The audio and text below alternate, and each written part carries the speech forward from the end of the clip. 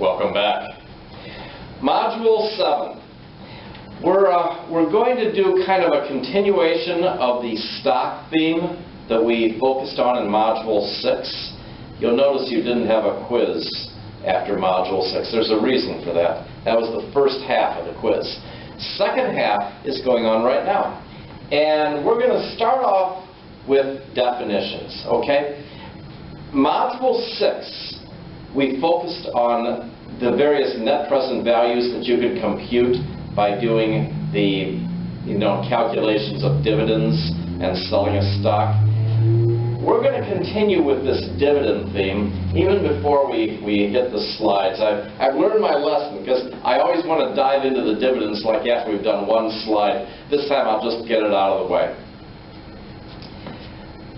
There are people that do different types of financing.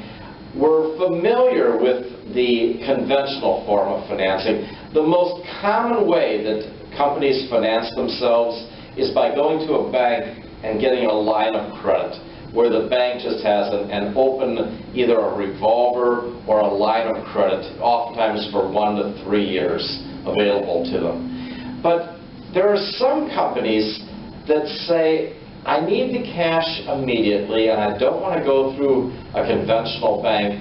I would rather sell my receivables. So what they do is they don't just pledge their receivables, they outright sell their receivables to a factoring company. And that factoring company will buy their receivables. They might buy a little bit more than they would be entitled to. For instance, if the company wants to borrow $100,000, they might ask the company to give them $110,000 of their receivables. So the factoring companies make their money one way or the other. But when you hear the phrase factoring, that's what they're talking about, the outright sale of receivables to a third party. Sources and uses. Keep in mind that when you have an asset go down, it has generated cash by going down. So a decrease in any asset is actually a source of cash. Likewise, if you increase an asset, that's going to end up with a use of cash. So if inventory goes from $100,000 to $200,000, you've expended cash in order to increase the inventory. It's a use of cash. On the other side of the balance sheet, if liabilities go up, it's a source of cash. It's just the opposite of the asset side.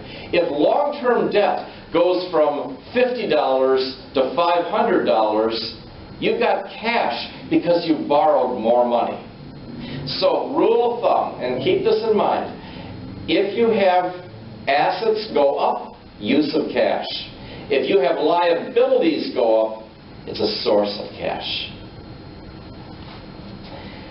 Finally, let's talk about sales forecasting for a second.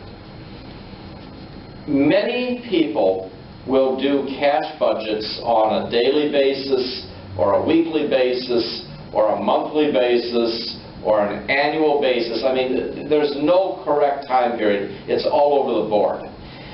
But the fact of the matter is, a lot of people try to figure out their cash position by doing cash budgets. And the most common way is to figure out how much you're going to collect on receivables and how much you're going to pay on payables. Because on the receivable side, receivables are the single biggest source of cash on the balance sheet. On the payable side, payables are the single biggest use of cash on the balance sheet. So people focus particularly on those two categories. Now, as far as forecasting goes,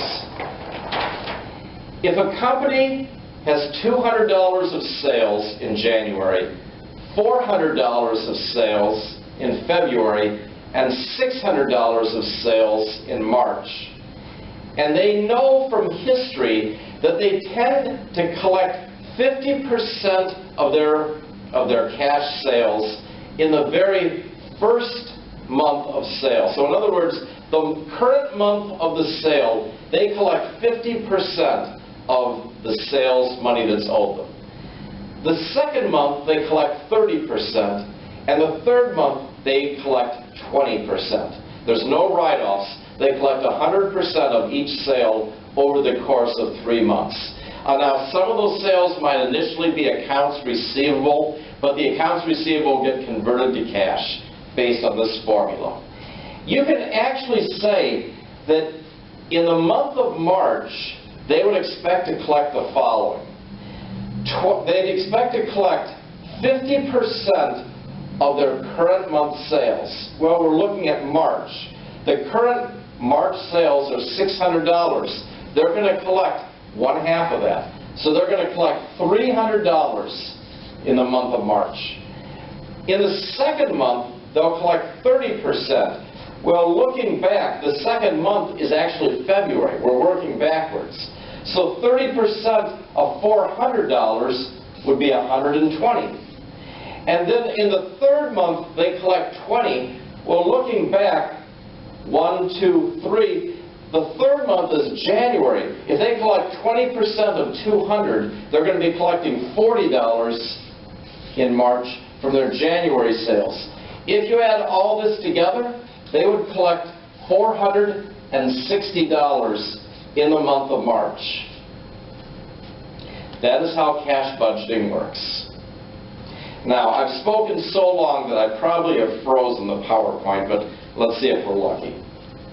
Yep, be right back.